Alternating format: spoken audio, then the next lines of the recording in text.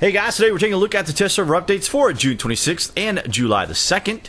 We've received some new geographical additions in the form of checkpoints. These points can be found at various roadways leading into and out of the major cities.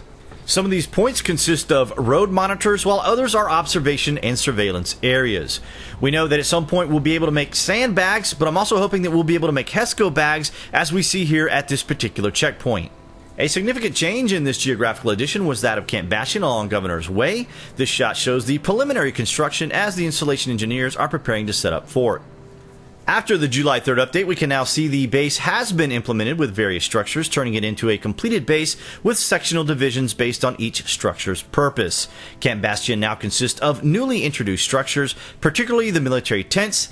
This one appears to be a mechanic shop that includes the newly lootable toolbox, which can be found throughout the map.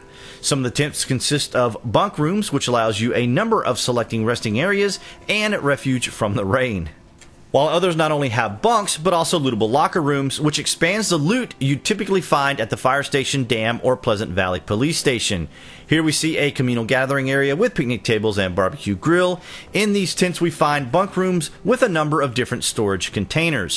While recording, it looked like a good many of the people had hit these spots already, so it's unknown what all loot may be found throughout the base. Speaking of military and loot, the military backpack has now been expanded from its 12,000 bulk size to 20,000. Adam and Greg confirmed that this was intended in the pre-patch stream, begging the question what changes, if any, will be made to the Worn Letter loot.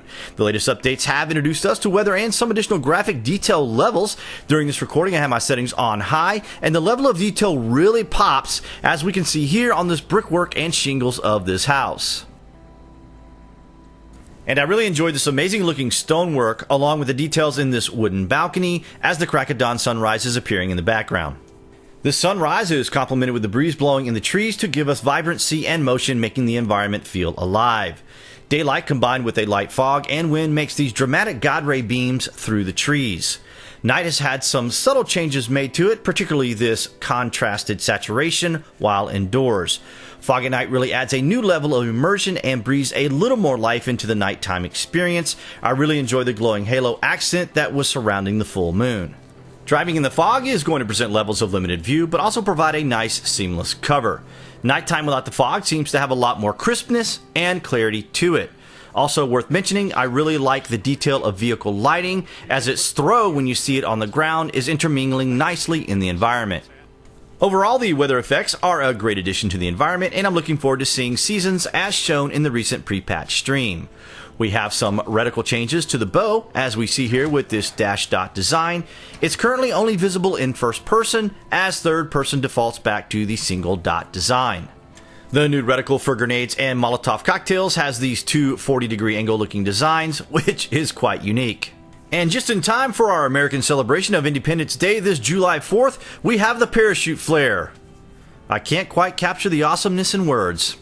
In additional notes, the mute all should now be working, and bears will now give off a warning when you're in their close proximity.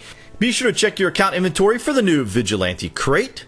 And that's been a peek at the new test server additions. I wanted to take a moment and recognize Hanny from Survivor's Rest, who also played a significant part in creating the whitelisted Stronghold server. I'll link that video in the published section below.